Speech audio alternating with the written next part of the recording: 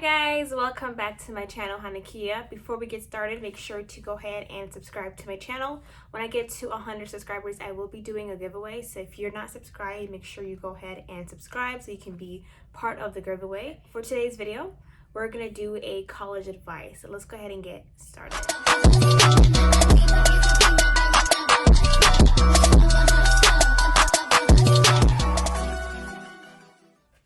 Alright, so for this video, we're going to do do's and don'ts for college. So we're going to start off with the don'ts.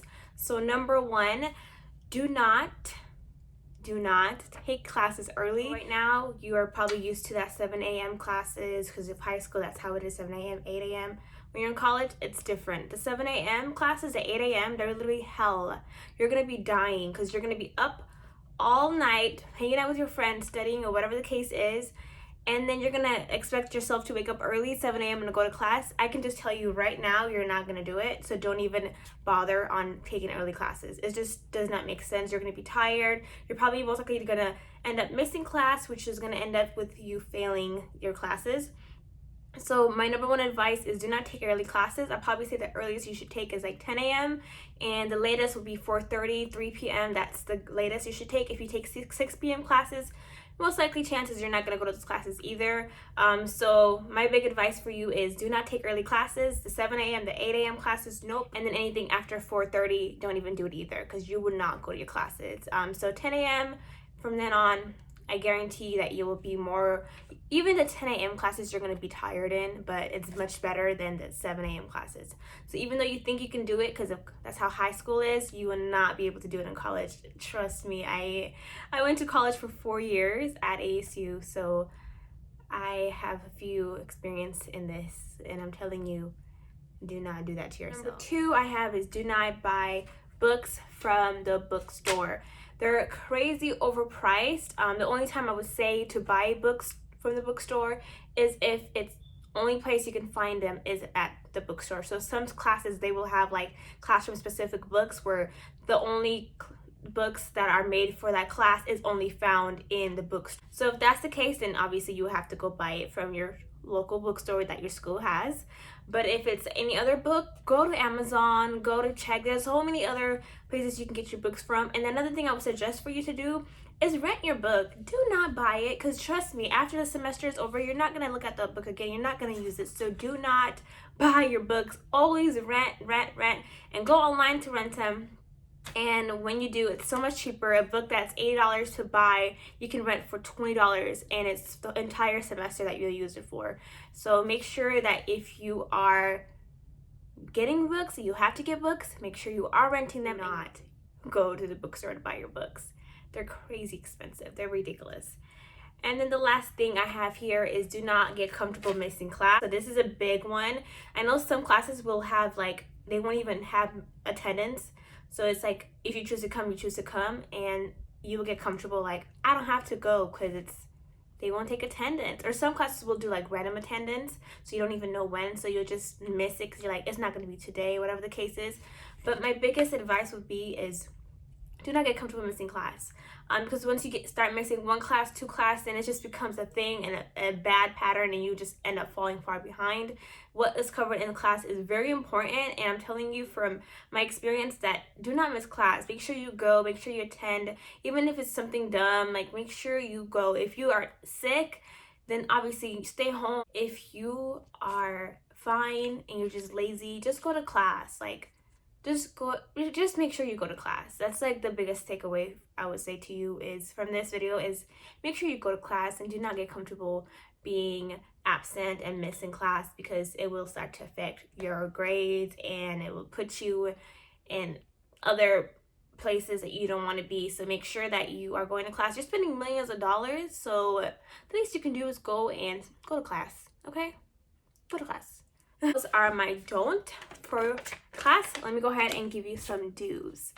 So do's. One is join clubs. So when I went to ASU, I joined the EESA, which is Ethiopian Eritrean Student Association. I was one of the officers, and it was so fun because we were, doing events and holding discussions and panels, things like that, which was amazing.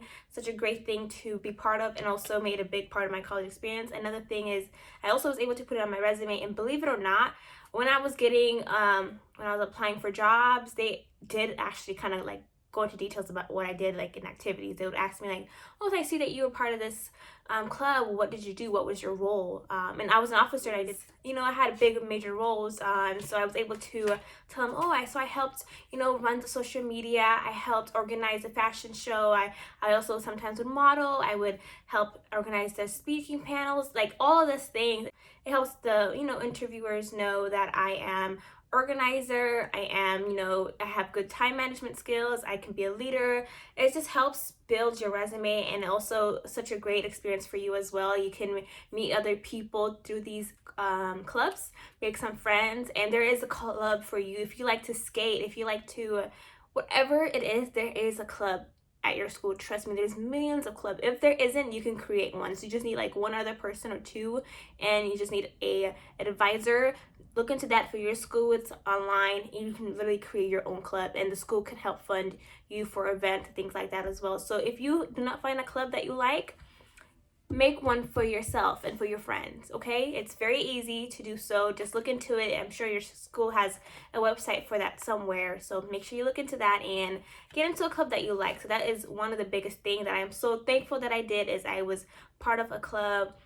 And the club that I was in is cultural club, and I'm Ethiopian. I was in Ethiopian Eritrean club, which was great. I was able to teach people about my culture, which I loved. And you can join one for your culture, or maybe fraternity, sorority, whatever it is. Trust me, there is a club for you. Even from a different state, you're just trying to make friends, joining a club is the best way. You guys meet weekly, so you can have someone to hang out with weekly, and you would just spend a lot of time with them, especially if you're an officer, a lot of time with the other officers, and you can just bond and make friends that way. So joining a club is a big one.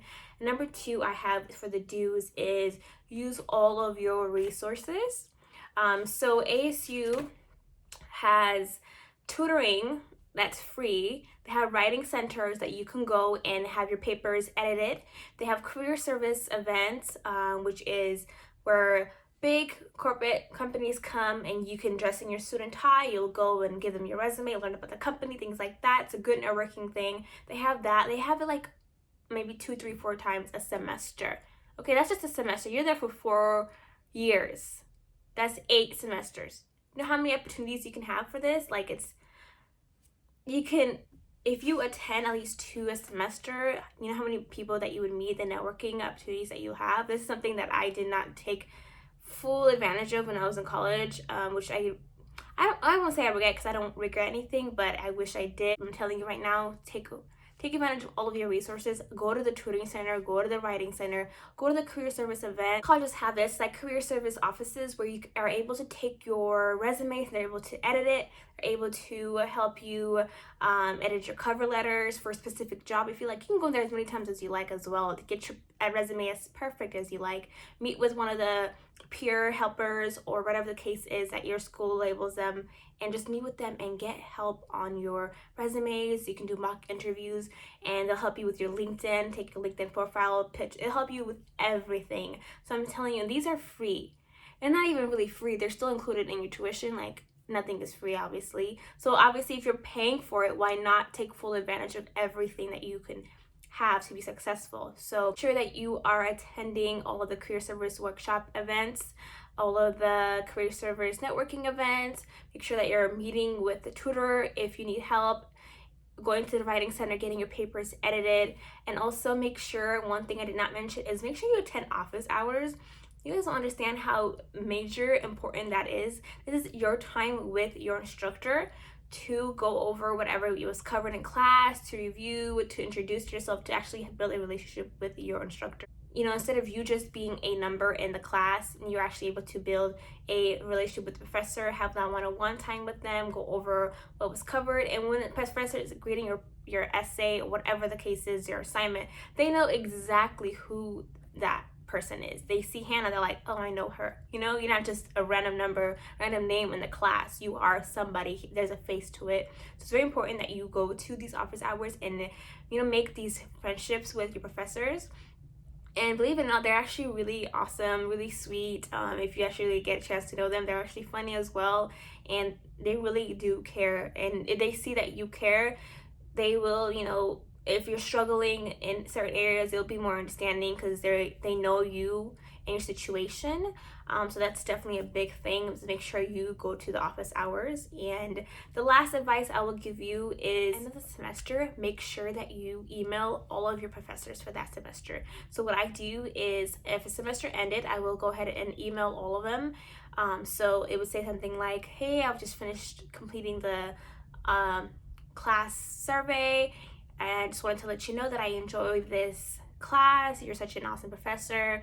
If you're teaching any other class, let me know. I'd love to take that class, whatever, something like that. Just let them know how grateful you are for, you know, taking their class, that you learn, and that, you know, if they're taking another class, that you love to take it, especially if you love that professor. Like, let them know.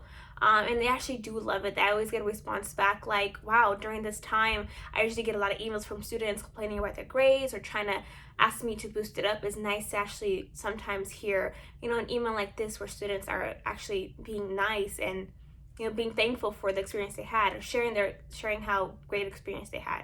So they really do appreciate these emails.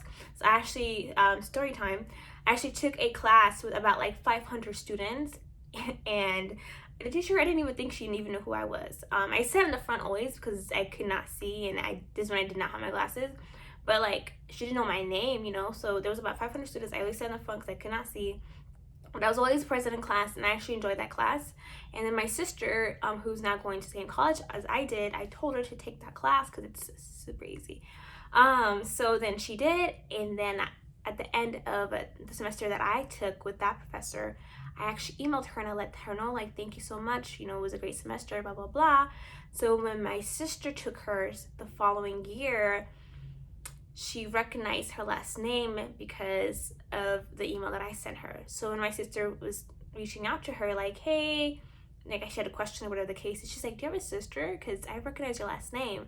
And then when my sister, like, goes to her office hour, she's like, you look just like your sister. Like, you know, like, I left a print. Like, she knew who I was, even though there was 500 students in that class. She knew who I was. It's not because of something that I did, because that class, it was a very engaging class. Like, people would speak, but I was very shy, so I did not speak in class at all. So it's not, the reason she knew me is not because I was very like, oh yeah. It's not because, it's because of the email I sent her at the end of this semester, letting her know how I enjoyed the class and everything. It left a print, you know, for her to remember me. So I encourage you. I wish I could be you guys right now. Like, college was so fun. It was such a great experience. Like, now my sister's in college and I'm like living through her. I'm like, so how is it? Like, how what you doing? Like, I'm asking her all these questions. I'm living through her. It was just, college was the best time of my life, and if you know, do what I'm telling you, it will definitely be a great experience for you as well. I will make a part 2 with more advice because I want to make sure that you guys have an awesome college experience. I'm just super excited for you guys to take on this new journey of your life. It's going to be amazing. You're going to learn a lot about yourself, about others, and you're going to grow in this past 4 years. It's going to be such a great time, and I'm just super excited. Like, oh, I'm so excited for you. But that is my do's and don'ts for college, part 1. Stay tuned for part 2. Make sure you subscribe, that way when part 2 is loaded, you won't miss it. But thank you for watching my video. Until next time, bye guys.